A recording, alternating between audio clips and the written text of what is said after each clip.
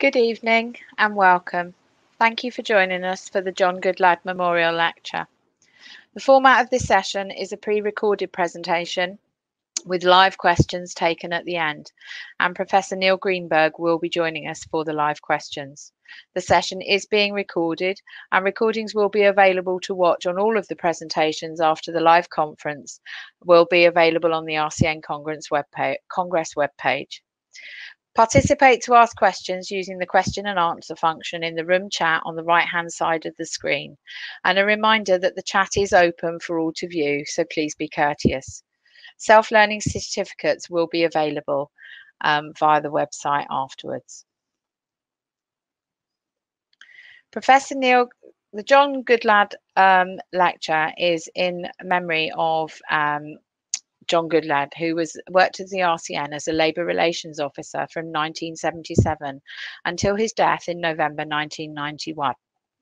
This lecture was established as a tribute to him with the emphasis on health, safety and well-being.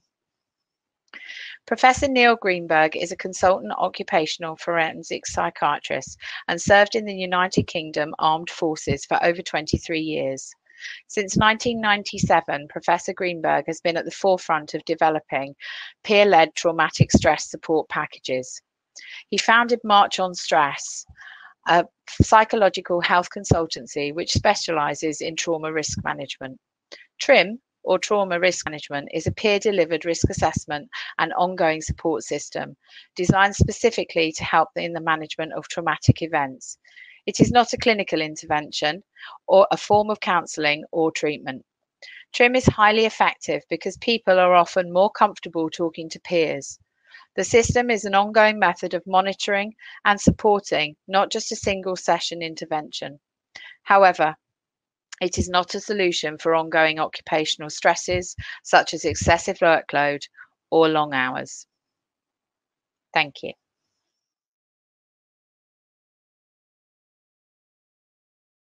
Hello, my name is Neil Greenberg, and I'm really pleased to be able to speak to you today to give this lecture. And I'll just tell you a little bit about who I am and then get on to the lecture. So I'm a psychiatrist by background. I work at King's College London. I'm a professor of defence mental health. I do a bit of stuff on Twitter. That's my Twitter handle. And if you're interested in the academic papers that I talk about, we try and push out the academic papers on Twitter as much as I can. I'm the Royal College of Psychiatrists Chair of Occupational Psychiatry, and in terms of my background, I served in the Royal Navy for just over 23 years, and I manage a small company called March on Stress, which does psychological health training. And in terms of my interest in trauma, I've obviously spent a long time in the military. I've also spent lots of times working with different organisations who predictably place their people in harm's way. So that includes health service workers, both NHS and independent sector, across the whole of the UK and indeed across different areas of the world as well, but also the emergency services, private security companies and the media and the like. It's fair to say that mental health problems at work are very common, and this is a Public Health England infographic. And I won't go through all to the individual bits here, but the important information to take away from this infographic is really that mental health problems are pretty common. Around 1 in 6 people of working age have a mental health problem that, if they saw a healthcare professional, would be diagnosed as one. But importantly, there's a two-way relationship between the health that you have and your ability to do your job well, and also your job and its impact upon your mental health. And it's a two-way interaction, and it's important to keep that in mind as we go through the rest of the talk.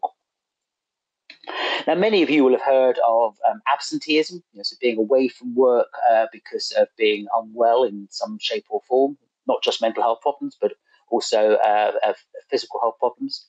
But you may not have heard so much of presenteeism, and presenteeism is a particular issue for mental health problems, and that means being at work in body, but not really being there in mind or spirit. And actually, although we know about absenteeism because people obviously aren't at work, although admittedly it's quite hard to tell these days with remote working, what you might not be aware of is that presenteeism actually costs almost twice as much to industry across the whole of the UK, indeed across the developed world, than does absenteeism. So being at work but not being very functional is important. And that's obviously particularly important if you work in a safety critical role. And obviously most healthcare workers are in safety critical roles where they're looking after patients' needs and patients' care.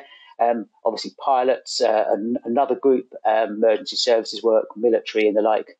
But to think of yourself that if you're in a safety critical role and your mind's not on the ball, then obviously very bad things can thankfully very rarely happen if we don't do the right sort of thing. So these are the different sources of information that that you might want to look at. Just to say two particular bits there I'll draw out. One is our King's College London Health Protection Research Unit. We've been up and running for about 7 years now, and as you can imagine, over the last 2 or so years, we've been very much working on the mental health of the UK population, but also of different organisations, including healthcare workers across the board, and also our King's Centre for Military Health Research. And I know military and healthcare don't necessarily always go together, but actually what's been really useful about the military work is that there's been an awful lot of research on military personnel over the years, and sadly there has been a lot less research on healthcare workers. And so what we've had to do is to look at what works in teams in the military and to translate, not just to take it, but to translate that information as to what might work in healthcare settings. So in terms of traumatic stress, what is traumatic stress? And if I had said to you that the good news is that we're going to all take a little trip up to the International Space Station later, and we'll all be going for a little walk outside, some of you might think, gosh, that sounds like that might be quite traumatic. But if you're a space person, whether you're a space woman or a spaceman, that this might just be going for a walk on an average day. So there are some workplaces which seem pretty amazing and dangerous and threatening to those of us on the outside who don't know. But for those of us on the inside, actually, it's just something we go about our daily business. For instance, when I was in the Navy, I spent 7 months on a nuclear submarine. And when I got the chance to show people around when we were alongside, people would go, "This is amazing. How can you be here?" But for us, it was our home, and it was a bit cramped and a bit smelly, but it wasn't particularly special for us. Now, this is an interesting slide, and I can promise you no sharks were hurt in the making of this slide. The reason I put it up is it's really fair to say that in any traumatic event, you can have two people who are there who see that event incredibly differently. So one person might say, "That was the most frightening experience I ever had," and the person next to them might say, "That was really exciting. Did you see how exciting all those flames were and what went on?" And so here, if you spoke to the pilot and said, "What was your day like?" she might well tell you it was a bit boring and she just flew over the ocean and didn't see very much. However, if you spoke to the diver, they may well give you a very different story. So just because two people were involved in the same traumatic incident, one shouldn't assume they absolutely had the same experience or indeed the same reaction to that. So this is the definition of what a potentially traumatic event is. And this comes from a psychiatric textbook called the Diagnostic Statistical Manual, Volume 5. It's a really good read, I can promise you. If you can't sleep, 2 pages of that just before bedtime is far more effective than sleeping tablets. But the reason I put this up is I think it's quite useful for us to know what trauma is and importantly, what trauma isn't. And so trauma involves death or threatened death and serious injury and sexual violence. But I've underlined the word threatened there because I think it's really important that we recognise that although sometimes bad things do happen and difficult things do happen, people can also be psychologically affected by things that they thought were really going to happen. So if you almost were involved in a really serious incident, but thankfully that didn't happen, you can still go away and have a psychological reaction to that and be, quite distressed. It doesn't just follow that you should only think of things that actually happen as being traumatic. And our DSM-5 textbook tells us that you can experience it by being directly exposed or witnessing it or learning that someone really close to you has been affected by a really grotesque trauma. But also, and this is really important in healthcare settings across the board, is that if you are continuously involved in these sorts of traumatic events, then actually that accumulation of trauma over time can affect you. And we call this accumulation of trauma type 2 trauma, with type 1 trauma being the road traffic accident, the terrorist incident, the dog bite, or the single incident. And so we know that type 2 trauma also is a big cause of people having poor mental health because of their work. So to put that graphically, if this is most of us, we sort of go along at about 70% performance and morale and productivity and self-esteem. And then something happens, there's a really big incident. Our hospital wards are flooded with, really seriously ill patients. We have to work really, really long hours, and it's all pretty upsetting. We can see people have a short-term instant reaction to that, which comes on normally within a few days, a few weeks, maybe even a few months, and that can change them. But actually, if you're in an environment where there is constant grind, and a great example would be people who work with abused children, so that's healthcare workers, but also police and social care staff, then actually their day-to-day work is unpleasant and can be difficult. And so they can slowly go downhill over time. And then something small happens. We change their office space, or we move their chair or alter their rota, and that appears to make them fly off the handle. And everyone thinks, I can't quite work out why Jack's so upset today, because it's only a relatively small thing.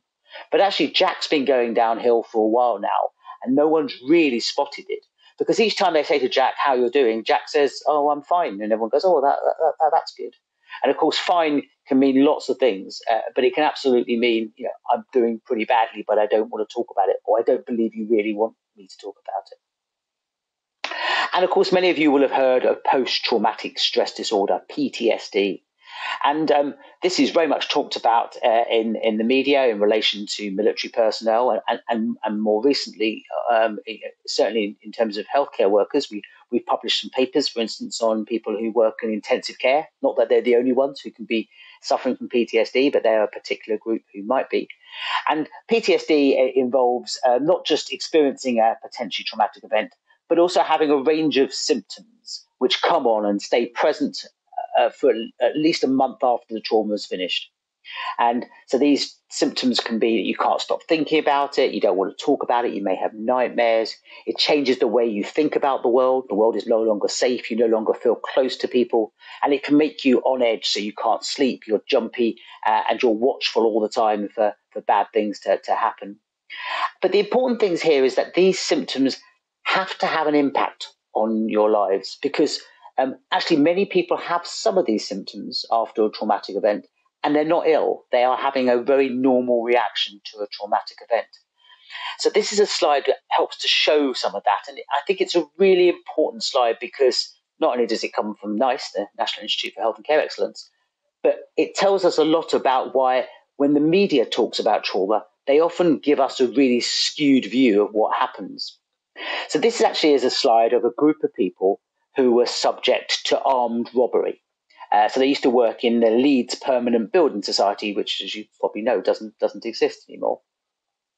And so what you can see here is the number of weeks since someone was subject to an armed robbery. And you can see here the percentage of people who report lots of symptoms, those symptoms of PTSD that I spoke about in the previous slide. And you can see right away, immediately after an armed robbery, 60% of people are experiencing lots of symptoms. They can't stop thinking about it. They don't sleep well. They don't really want to go back to where it happened. They feel on edge, and they're worried about the future and the like. But you can see also that 40% of people don't have those reactions. So isn't it strange that someone's first sort of reaction to a traumatic event might be, "I wonder what's for dinner," or "My shoes feel a bit tight"?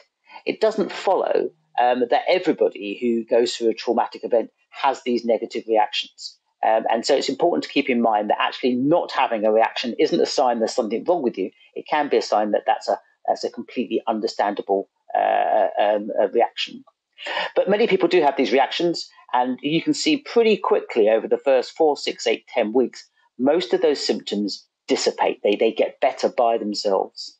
They don't get better because you come and see a psychiatrist like me. They get better because you let some time pass, you speak to people you trust, you go for a walk or a run, you have a glass of wine, you do some other distracting activities, and most of us recover without the need for any sort of professional intervention once the trauma has finished. But you can see here you're left with about 10% of people who have this persistent difficulty. And these are the people who may well have PTSD. And what the Daily Mail tells us, which is obviously always bad to read the Daily Mail, is that they see people here and they say these people's lives will be changed forever. They'll never be the same again, without recognizing that actually if they went back 4, 6, 8, 10 weeks later, then they would find people who have had a difficult time but have recovered and are now moving on with their life and thinking about the next thing. So recovery after traumatic events is most common, and it's not at all unusual to have some sleepless and shaky weeks afterwards, even in some cases a few months. Now, one topic that has been spoken about a lot more over the last 18 months or so is this topic of moral injury. And this concept has been around for a long time, but really was first described in detail after the Vietnam War. And what it describes is a situation in which someone's moral or ethical code has been broken. There's been a strong clash with it. So I'm a healthcare professional. I set out to do the best I can for my patients. I know I can't always save their lives, but if I can't save their lives, then I'm going to help them die with dignity. I'm going to bring their family in. I'm going to do all the things to make it as smooth and as a passing that happens with dignity. That's what I do. That's my belief. But of course, as we know, during COVID, at times that has not been possible. And so where the situation doesn't fit with the beliefs you hold about what should happen, then we get this situation. It's called dissonance, and you can become distressed. And many people become distressed and then they get better. But some people, that distress does not go away, and it becomes what we call a moral injury. And it creates this environment or this situation in someone where they have strong feelings of anger or guilt or shame, of disgust. And it makes them vulnerable to go on and become psychologically ill. So it's not an illness in itself, but it's a vulnerability to people becoming ill. And they can occur in a number of ways. They can occur through acts of commission, so things that I or other people have done. If people knew that the really poor standard of care that I've given over the last 18 months, they wouldn't think that I'm a good healthcare worker and doing a good job. They would know that actually I've done wrong and bad things and I've let people down. Acts of omission, I just stood by and let it happen. I can't believe that my colleague just didn't do anything. I can't believe they didn't. And then betrayal, often by a higher authority, often by people, my managers, by the healthcare service, by the government, by my trust, people who should have been looking out for me, they just didn't. And that's wrong. And they breached my trust. And what we know from a big study we have of healthcare workers, and we've got about 25,000 people in the sample, is we know that this is important. So what we've done in this study, and this is data that is still being analysed at the moment from a big study we have at King's College London called NHS Check, is we looked at people's exposure to all these potentially morally injurious events. So not being able to give the care that I wanted, being let down by people, but people doing things that they just shouldn't have done, in my view. And we were able to split them into low, moderate, and high exposure to these potentially morally injurious events. And what you can see here is this is a measure here of general mental health, this is anxiety, this is depression, and these are post-traumatic stress symptoms. And you can see here is this high group is the people with the highest exposure to these potentially morally injurious events, who seem to have the worst mental health. And it almost doubles the risk that you'll suffer with a mental health problem if you get exposed to lots of these potentially morally injurious events.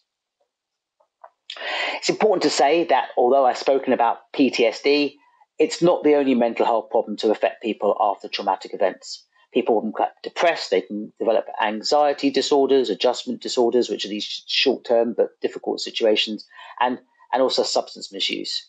And what NICE does is it refers to what's called clinically important post-traumatic stress symptoms. And what that means is that if someone comes to see me as a psychiatrist and they've got a lot of symptoms, but they don't quite meet the diagnostic criteria for PTSD, then we should treat them as if they have PTSD. So it's not that diagnosis is unimportant, but we shouldn't get caught up on it. If someone is very unwell, it's trauma-related, and they almost meet the criteria, then we should get on and treat them anyway. So I'm speaking today about trauma at work, particularly, But it's important to recognise that other situations at work, relationships with colleagues, workload, shift patterns, lack of workplace progression, all those work-related stressors can also impact upon us, as of course can things at home, worries about families, financial difficulties, bereavement and the like. And so although trauma is important, we shouldn't forget that these two other causes of stress also impact upon people's mental health. And actually, it won't surprise you to know that they're all interlinked. So actually, if you've got a really challenging home life and a really challenging work situation, your ability to cope with trauma is very much reduced in the first place. Now, many of you will have heard of stigma, and stigma is an important concept. It refers to the situation in which people feel that they are not worthy of seeking help, or that there's something wrong with them because of the way that they've reacted or the way that other people see them. Now, back in the Second World War, you may well have heard of the term lack of moral fibre being used. It was often called LMF. And LMF was something that was an active policy of the Royal Air Force. And what happened was that in the early part of the war, when we were flying our planes over to Germany and bombing and the Battle of Britain was going on, you had a greater than 50% chance of being shot down in your first 6 missions if you were in the Air Force. It was really dangerous. And therefore, over time, people stopped wanting to fly. And of course, that wasn't really going to help the war effort. And so if you weren't willing to fly and you were in the RAF because you were deemed to be frightened, then you were said to suffer with lack of moral fibre. You got labelled as being LMF. And what that meant is you got your flying badges taken off you, you got demoted, and you went from being part of the air crew, the few, to cleaning out the latrines. And that stigma, that emotional stigma that people felt was so strong that people carried on flying even though the risk was really high. You may well have heard of General Patton. He was a very famous US general and was very good at being a general and waging war, which is what he did. He was also known for slapping soldiers who had mental health problems because he viewed them as being weak. In fact, he was temporarily removed from his command position in the invasion of Sicily in 1943. But it was only temporarily removed because he was needed to win the war because he was very good at doing that. And it really wasn't until the end of the Second World War that there was a recognition by healthcare professionals, but also by the military, that everybody had their breaking point. And there's a great book called The Anatomy of Courage, written by actually Churchill's doctor. And in it, it's described that actually everyone has a bank account of courage and determination. And that when that's spent, that's when we'll have what colloquially might be known as a breakdown. Now, we've carried out war work on military personnel over the last 20 years, and these are troops from the US, UK, Australia and Canada who have just come out of Iraq and Afghanistan over the last 20 years. Now, I'm putting this up, I realise I'm speaking to healthcare professionals, to nurses, but the data we have here is very, very translatable into other organisations where actually people keep going when times are tough, and healthcare is a really good example of that.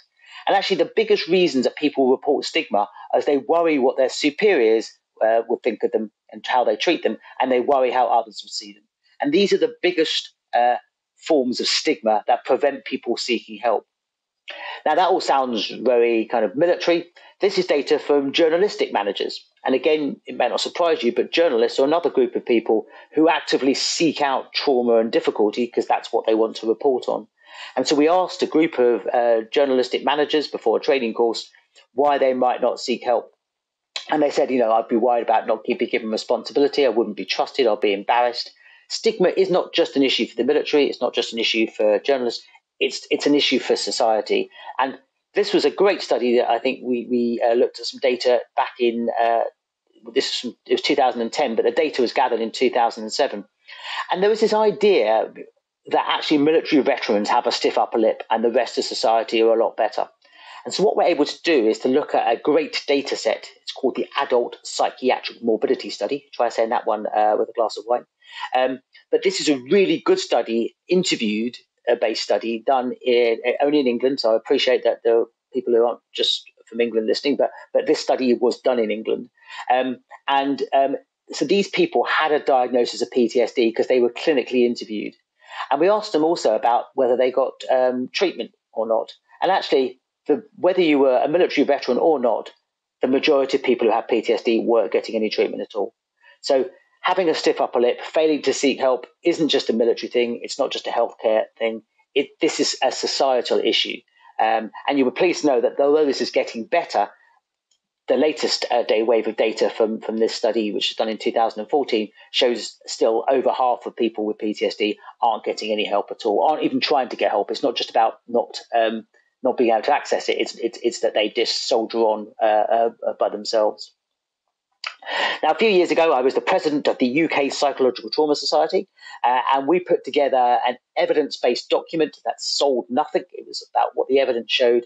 And these are looking at the ways that organizations that predictably place people in harm's way, how they should prevent, detect, and treat traumatic stress-related problems. And what I'm going to do is give you a bit of an insight into what we know about the evidence. So one of the things we know that really makes a difference in preventing people becoming distressed and unwell in the first place is getting social support. So what does that mean? Well, it could mean being part of a great team. That would be ideal. But what can you do about that? Well, if you've got people going onto a difficult shift or into a difficult task, you can formally buddy them up. So Sandra, Pete, as well as doing your job today, I'd like you to check on each other every hour. That's part of your job. See how you're doing. If you've got concerns, try and sort them out. And if you can't sort them out, come and talk to me, the supervisor, because what we want to do is to see how people are doing soon before letting them become distressed. So you can make it part of someone's job to buddy up. But I often think that the best way to do this is to create opportunities for support, even if you're not kind of enforcing the support. So things like having a tea and cake, which might sound like a waste of money in a sort of fund-strapped health service, but actually the purpose of having tea and cake occasionally is for people to talk and to connect, because if we have stronger bonds between people, their mental health is better. Creating a shared ethos, and importantly, having that belief that actually your colleagues, they've got your back. So that if something goes wrong, they're there to protect you. And that's not about covering stuff up. It's about actually we are in this together. And that ethos is really important and is shown to really protect people's mental health. But probably the most important bit of support that people need to have is from their leaders. And so what I mean here is about not what the chief executive thinks or what the senior nursing officer or the financial officer or any of those kind of really senior people. This is what does the shift supervisor, what does the person who manage my day-to-day job, what do they think? So again, this is data from the military. I accept this is military, this is not healthcare. I can tell you that our NHS check study, we haven't fully looked at the data yet, but this is showing a very similar picture. And what this is in Afghanistan in 2010, when I was in the military, we went out and we collected data from troops who were on the ground doing these really difficult tasks. And we found that just less than 3% of the troops, the British troops at the time, appeared to have post-traumatic stress disorder. Well, that's not surprising, they're in a war zone. But these are people who felt their immediate supervisor was good, and these are people who felt their immediate supervisor was poor. And as you can see, there's a tenfold difference in the rates of probable PTSD between those who thought their immediate supervisor was good and poor. Now, a good leader wasn't one who was necessarily good at doing military skills. In this sense, we asked them about, did they embarrass unit members in front of others? Did they accept extra duties to make themselves look good at the expense of the unit? Did they treat everyone fairly? And did they show concern about the physical and psychological safety of team members? And you can see here, that's a really big difference between those who thought their immediate supervisor was good and bad. So it's a supervisor rather than senior manager. Great study here from Australia in fire and rescue workers. And what they did here was that they trained up fire station managers to have psychologically supportive conversations with their staff. Now, for those of you who don't know the Fire and Rescue Service of New South Wales, which you probably don't know very well, they're not probably the most psychologically minded individuals you might meet. But they did what was called a randomized control trial. So they trained up some managers and not others. And they looked at the sickness absence in the 6 months before the training and the 6 months afterwards. And they published it in a UK journal, in Lancet Psychiatry. And what they found is that for every pound invested in that training, it saved £10 on sickness absence over the following 6 months. So again, that's a 90% reduction in ill health costs because by training up supervisors to feel confident in having these conversations. So early on in the pandemic, I was asked to run the mental health strategy for the London Nightingale Hospital when it was up and running for the 2 months that it was working. And what we did there is, because many of the healthcare workers who were there didn't feel confident to have these kind of psychologically supported conversations, we put together a training package to deliver to them. And we called this REACT, which stands for Recognise, Engage, Actively Listen, Check Risk, and Talk About a Specific Plan. And we delivered it a bit face-to-face when we were at the Nightingale. And then for NHS staff, again, this was done in England, we delivered it remotely over Zoom, over an hour's package where we did a bit of didactic training, and then we did some demonstration, and then we got people practicing how to use these skills we just taught them. And we published this in Occupational Medicine in February this year. And what we found is before the training, again, 1 hour long, bite-sized training, over half of the managers, supervisors didn't feel confident to speak about mental health with their staff. 1 month after the training, nearly 85% felt confident. So a very small amount of training really boosts the confidence of people to have those psychologically supported conversations, which should support their team's mental health. Another thing we know makes a big difference is training people to do their job well. And so actually providing training to do the job well isn't just a matter of delivering better care, which is obviously good news. It's also a matter about improving people's mental health because they feel more confident. So it's worth thinking about training courses not just being something that we can't afford because we don't need people with those skills. The more upskilled people feel, the better they are. And we have evidence both from healthcare, but also from military settings as well, that actually people who felt ill-equipped in terms of training or equipment to do their job are much more likely to suffer with mental health problems.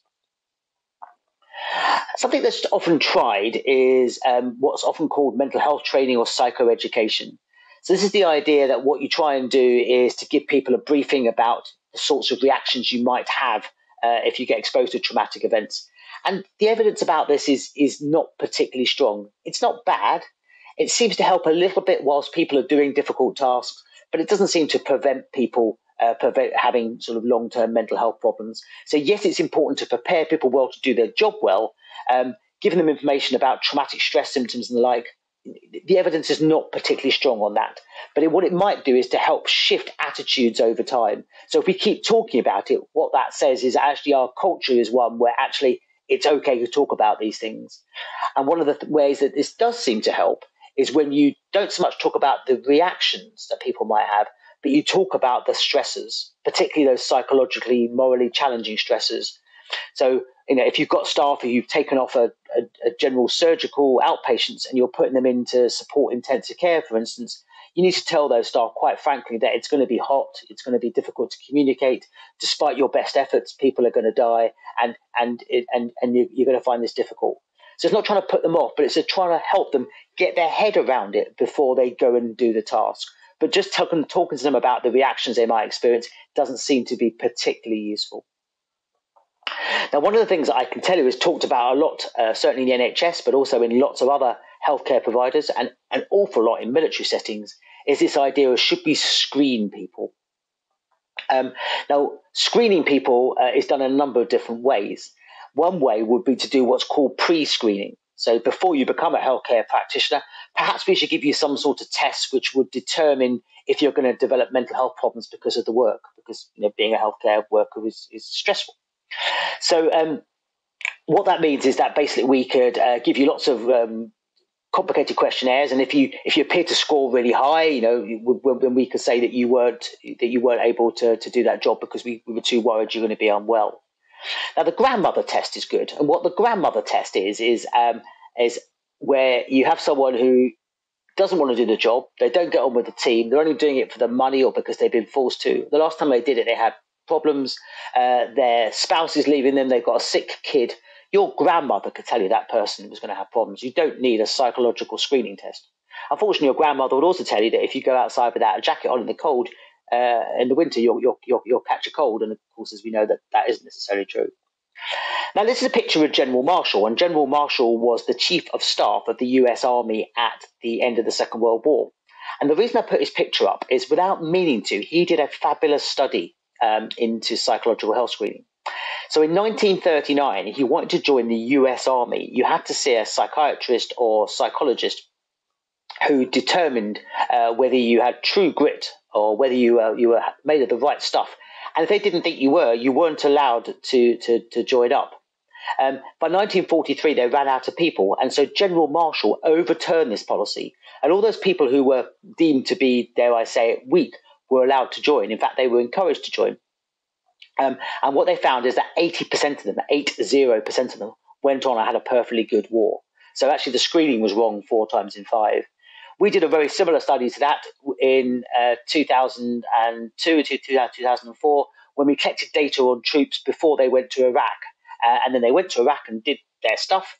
And we found that our predictions were 80% wrong. So we thought we could predict who was going to have problems, and actually we didn't get it right at all. And just to sort of hammer this home, this is a study published last year about Australian police. And here they did a really complicated screening test before people joined. It's called the MMPI, stands for the Minnesota Multiphasic Personality Inventory. And the idea here was to try and see if you could predict who might have problems. They followed people up for 7 years, and they didn't find any ability to predict who was going to have difficulties. So this idea of pre-screening is really seductive, but we don't know how to do it. And forgive me for what seems like a complicated slide here, but I think this is really important. So this is what's called a meta-analysis. And a meta-analysis is where you take lots of data from lots of different papers on a particular subject, and you put it together to look at it in one go. And this is looking at what predicts who gets PTSD or not. And so what you can see here is these are all the different risk factors. I'll run through them in just a second. And the height of the bar represents how strong a risk factor is. So the bigger the bar, the more predictive. So this is gender, and we know across the world that women are twice as likely to suffer with PTSD than men, and that seems to be probably because of the risk of sexual violence across the world. This is youth, low socioeconomic status, poor education, low IQ, racial differences, previous psychiatric history, history of child abuse, previous trauma, poor childhood and family history. But this is the trauma severity. So remember, you're screening people before they've been exposed to trauma.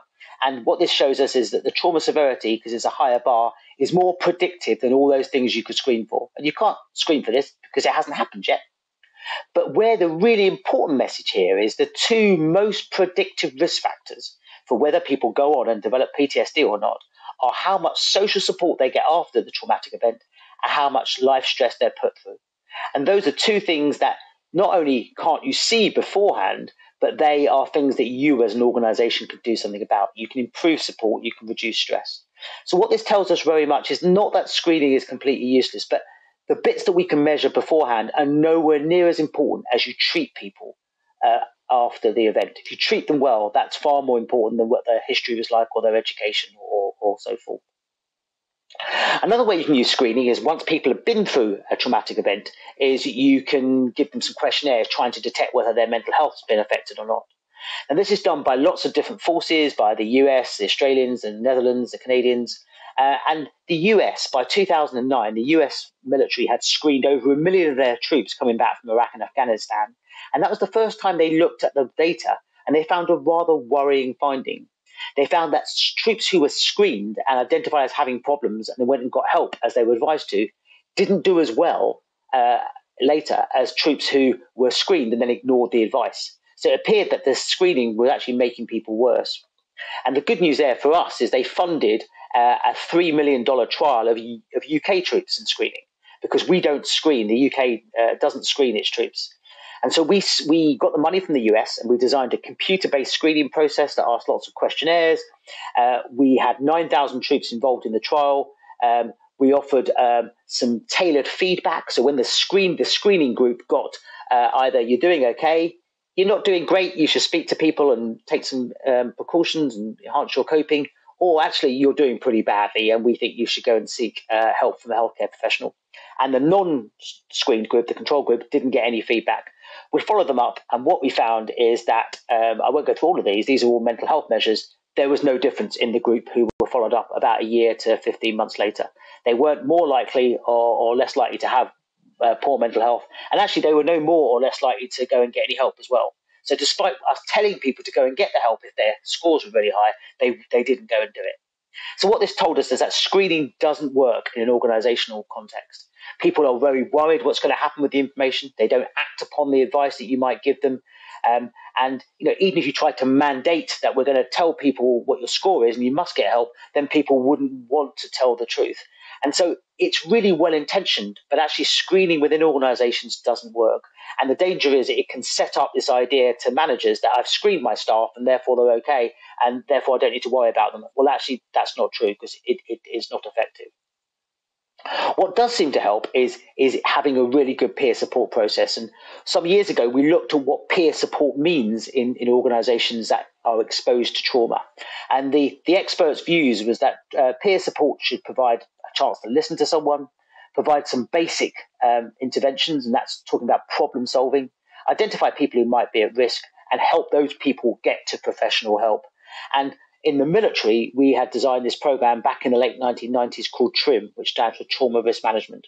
So this is not the only way to provide peer support, but this is a very credible way that we now have 13 academic papers on this. So it was set up in the late 1990s, and the idea is you train up frontline Marines and sailors and air people and soldiers to be able to sit down with a colleague and talk to them about what's happened after a traumatic event. And if they've got a difficulty, you monitor them, you get them extra support, you reduce their stress, you check on them again a month or so later, and if they're still not doing well, then you help that person get pushed forward to get some professional help. And we train people across all different levels, so the most senior, the most junior, so we have people who feel confident to speak to each other. This very much works on the principle that actually when you ask military personnel, who did you speak to, and I can tell you this is just the same for healthcare staff, is most people speak to people who are like themselves, who've been through the same experience, who understand the same language. Only 8% of people went and got help from medical or welfare services.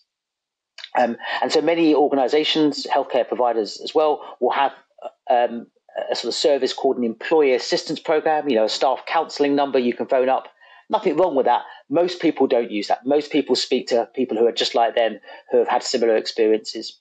And what the TRIM course does, which lasts a couple of days for the Foundation Practitioners course, is it uses this checklist to help people have structured conversations to look for indicators that people might have been affected. And all of these are different risk factors for people going on and having problems. I won't necessarily go through them all, but we know people, for instance, who blame others, who have poor social support, who have problems with day-to-day activities, are much more likely to have problems in the long term. And if you find people who have difficulties early on, you support them and manage them and reduce their stress, because that's likely to help them. And if that doesn't work, you get into professional help. TRIM practitioners are not counsellors. We don't go around teaching them how to do group hugs or do strange scented candle things or the like. This is very much about a practical sitting down with a colleague, having a structured discussion, and then working out how you can help them. And as I say, we've done 13 academic papers now, and this is not penicillin for trauma, but this is a good evidence-based way that seems to help mobilise people to social support and reduces sickness absence as well. Another approach, which complements TRIM rather than is different to, is to try and get managers, supervisors, to feel confident to support their staff properly. And the principles here are the PIES principles that I'll run through in a second. Great study done. This is in the Israeli military, where they had a lot of stress casualties during their first Lebanon war. And they used these PIES principles for these people who were really stressed, and they followed people up 20 years later on. You don't get many 20-year follow-up studies. And they found that the more of these principles put in place at the time, the better the outcome was 20 years later on. So the first principle is the principle of proximity. And what that means is someone's having a tough time, don't say, oh, go and sort yourself out or go to the employee assistance program. Instead, what you should be doing is, how do we manage you here? How do we reduce your stress? How do we increase your support? So don't just send people home.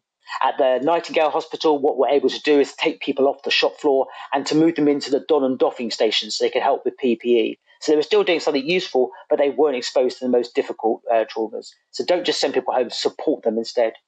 Immediacy says that if people seem to be having problems, don't wait till they have a crisis before you intervene, because that's really important, because you can nip things in the bud and stop them becoming crises later on. So make sure you have those psychologically savvy conversations with peer support or by your managers. Expectancy says that actually, if you're going through a really difficult time and you've got some symptoms early on, you remember that graph I showed you, most of those symptoms will recover without the need for professional intervention. So the expectation is you're probably going to be okay, but you know what? We're here to support you, and if you're not okay, we're going to get you to professional help. And the last principle is that of simplicity, because simple things make a big difference. Great phrase used by American colleagues, which is 3 hots and a cot. So when people are having a really tough time, obviously a chance to get some good sleep and a couple of good meals can make a huge difference. The chance to phone a loved one, the chance to actually sort out a really niggling home situation that might take an hour, but you just haven't got that moment. Those simple things make a big, big difference. And the last bit is to come on to treat. How do you treat people who have trauma-related problems? And the key thing is here just to follow national guidelines, because there are nice guidelines in the UK. There's equivalent guidelines by SCAN in Scotland, and also Wales also uses nice guidelines, and Northern Ireland. So that there are evidence-based guidelines out there delivered by trained, experienced mental health professionals. One of the ways that used to be used in the past is this idea that you might have experts like me coming in and making things better. And this is a slide of 2 cowboys, seeing sort of cloud in the distance, hard to tell from here, could be buzzards, could be grief counsellors. And nothing against grief counsellors, they're absolutely excellent if in the right time. But after any traumatic event, the newspapers often say we need more psychologists or mental health professionals to deal with this. Actually, we don't. What NICE very clearly says, do not do psychological debriefing. Do not fly in experts to come and make things better, because actually what people need is good support from within the team, from their colleagues and their supervisors. The role for people like me are to support the team, and if people are unwell, and NICE say you should actively monitor people, then we should deliver treatment for those who are ill. What we shouldn't do is interfere with people who are having a normal reaction, because the evidence isn't just that it doesn't work, it's that actually it can make people worse. And it's worth saying for people who are unwell, sometimes you might think, well, there's nothing we can do about it. There are some really good treatment approaches. There is intensive cognitive behavioural therapy delivered over 1 week, 16 hours delivered over 1 week, as effective as doing it over 3 or 4 months. Wouldn't it be great to take a broken healthcare professional, put them through a week of intensive treatment, at the end of it, they're ready to go back to work? That is possible. The evidence is out there to do that. We know we can deliver treatment remotely, which is very useful given the last year. And we know there's a whole range of other approaches that you don't need the details of, but having PTSD is not a sort of indicator that that's the end of your working career and you can't be treated, because for most people with the right treatment, as long as we deliver it in a timely manner, actually we can get them back to doing well, even if they can't necessarily jump back straight into the job that they were doing. And what we really want to do is provide treatment before they lose their self-esteem and before they lose their job and before they lose their relationships, because those things are much more difficult to sort out. And the last point I want to make is be really wary of people who have snake oil treatments. So a lot of people will say, I have a fast trauma cure, or I have a way of getting people to get better with just 2 simple interventions. Well, when you say, well, that's great, well, where's the evidence? They'll often say, well, I have a testimonial. And testimonials are not evidence. If you haven't got a good publication, if you haven't got it in national guidance, be really wary of people who recommend fast trauma cures, because there's a lot of them out there, often well-meaning, but we don't know what the effect of those things are. So my summary is that most people exposed to traumatic events will cope with them. However, it's likely many will become distressed and some will become unwell. And these people, unfortunately, are unlikely to seek help. There are definitely evidence-based ways to support trauma-exposed staff, and the best early interventions involve peers and managers improving support and reducing pressure. And the best support initially certainly comes from within. And this is rather a cheesy phrase, I know, but within organisations, resilience often doesn't lie in individuals, it lies between individuals. So the more that we can do to support the bonds between individuals, the better that people's mental health will be. So that's me. Thank you very much indeed for listening. I'll happily take any questions.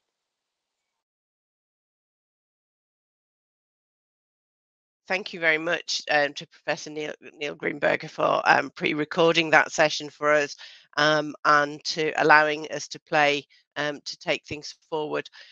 We have got some questions, Professor Greenberg, in the Q&A, which we can try and go through. I seem to have lost Ali altogether, so I would hope that we can come back to that in there. But if we start with the questions that would go, I think you might have answered this in the session, but it's worth probably cycling back. We had a question from BJ Walther, who is actually our chair of RCN Congress. So I'm very grateful that BJ is in the session today, who wanted to know what happens with repeated events and how does that affect recovery for people suffering from trauma. So that's a really good question. We can split trauma into what's called type 1 trauma, which is the single incident, and type 2 trauma, which is, just as the question asked, this sort of repeated exposure to trauma. For type 1 trauma, it's easier because there's a single event that people can mount a response to. So you can go through a designated package of how do you support individuals exposed to that event.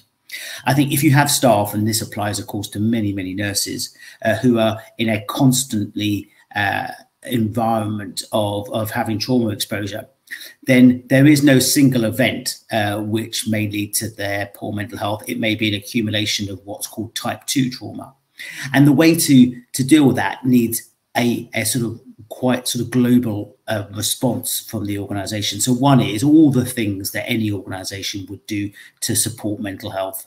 And that means managerial training. That means trying to create an atmosphere where people feel that they're a part of the team and each other's got their back. Having reflective practice is really useful, to have an opportunity to speak, not just about what went right and what went wrong, but also about the impact on you.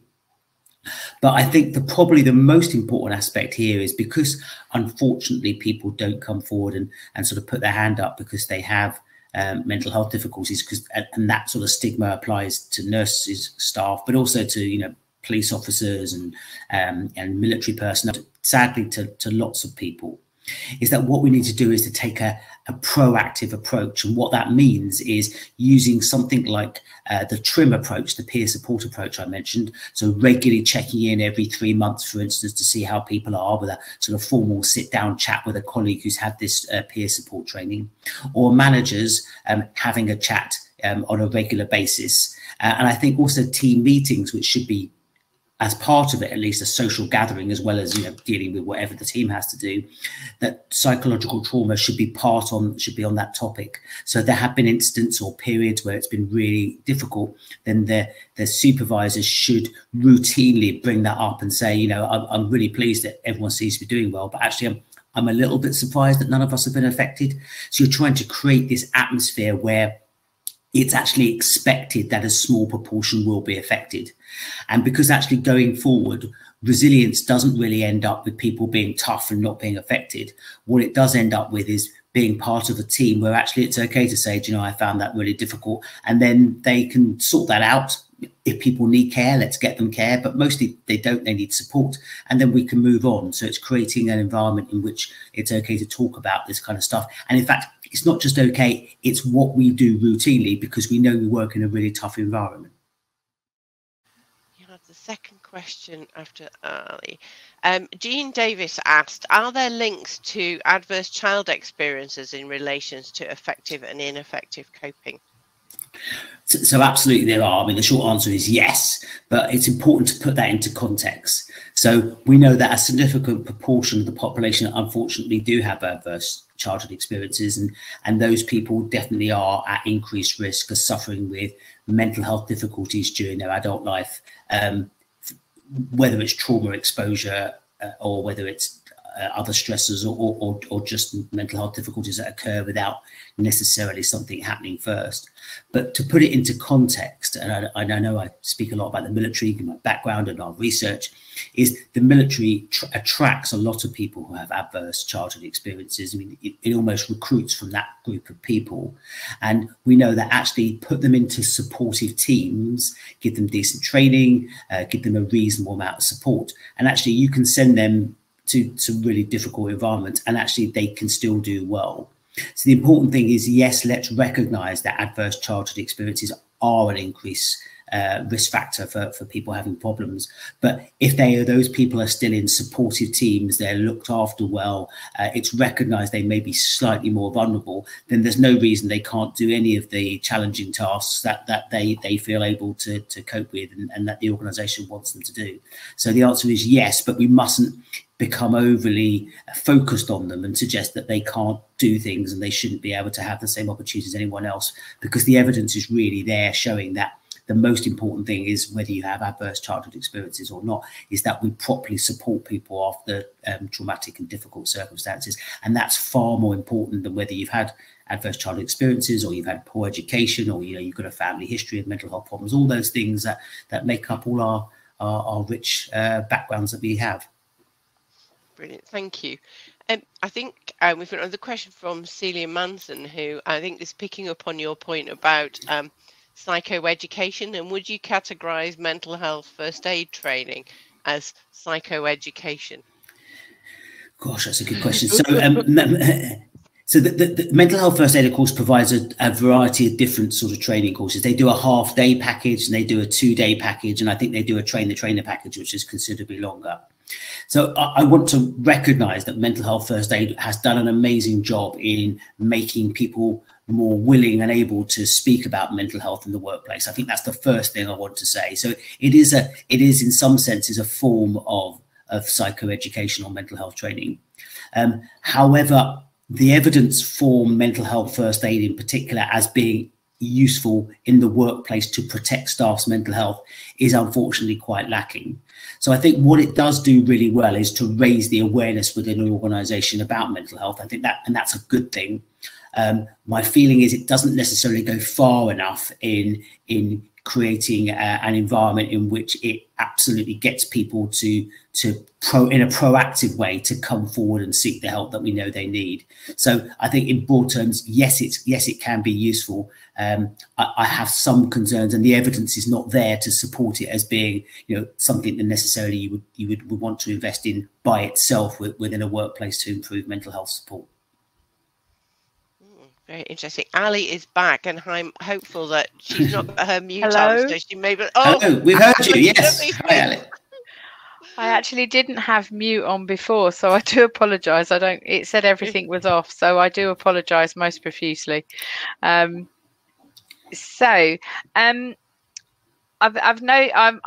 jumping in now, and I've just seen a question, which obviously I know we are coming to the end of the session as well, and I think it's actually quite good because I've noticed on the audience there's quite a lot of organisational managers within the audience, and Kim Lucas has answered, is there any training for TRIM anywhere, as I would love to do it.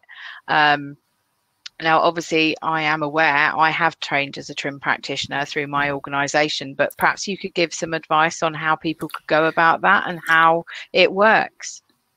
Yeah, absolutely. So first of all, I have to declare a conflict of interest because I run a small company that provides TRIM training. So what I'm going to say now is I'm not going to mention the name of the company. I'm not here to try and sell us. So in concept, there are a number of organisations out there that provide TRIM training.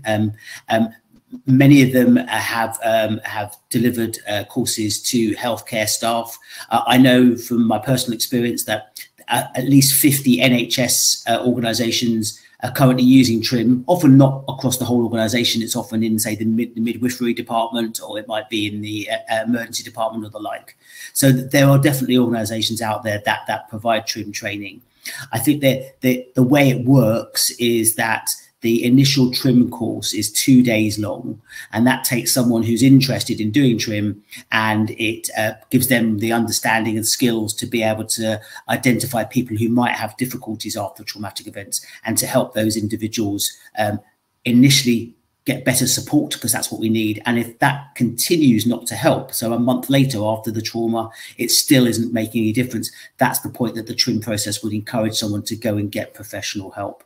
And that's the TRIM practitioner course. The courses also concentrate a little bit on caring for the carers, because it's really important, if you're listening to all this stuff all the time, that you don't become affected by that yourself. And then there's also a TRIM manager course, which is another 2 days, and that's for just a few people. So in an organisation, the TRIM manager's job will be to make sure the TRIM team is supported, and also to make sure that if there is a big event, that the trim process is integrated into that.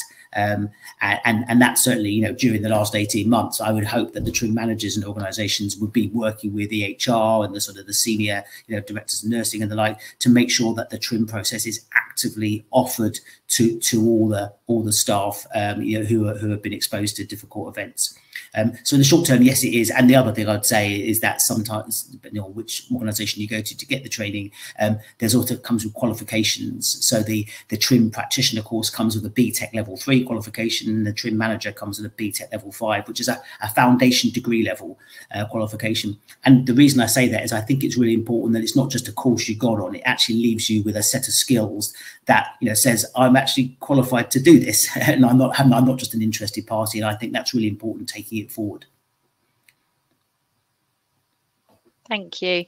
Thank you. I think we're possibly coming to the end. Obviously we were due to close at 18:45, and there are so many questions in the chat box. If we compiled them together, Professor Greenberg, would you be able to elicit some responses that we could then actually publish on the website? Of course I would. Yeah, I'd be delighted to. That would be amazing. Thank you very, very much.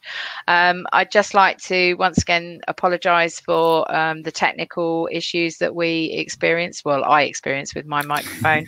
And I'd also like to apologise for not introducing myself at the start of all of this. I'm Ali Upton. I'm the chair of the RCN UK Safety Reps Committee.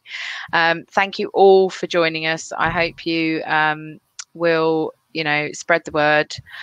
This is available to watch again at obviously your leisure, and what we will endeavour to do is the questions that are in the chat box, we will endeavour to get them to Professor Greenberg and get the answers back on the website.